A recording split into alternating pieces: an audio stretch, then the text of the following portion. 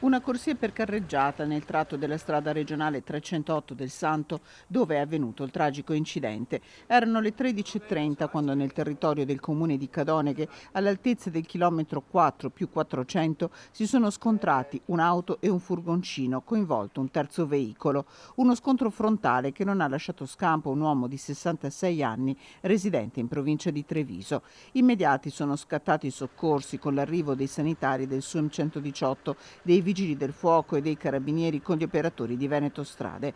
Vani tentativi di salvare il 66enne estratto dalle lamiere accartocciate del furgoncino. Nonostante il massaggio cardiaco praticato a lungo sull'asfalto, l'uomo ha perso la vita. Sotto shock, ma non feriti in modo grave, gli occupanti delle altre due auto. Da subito lungo la strada, una delle più trafficate di tutto il Veneto, è stata paralisi.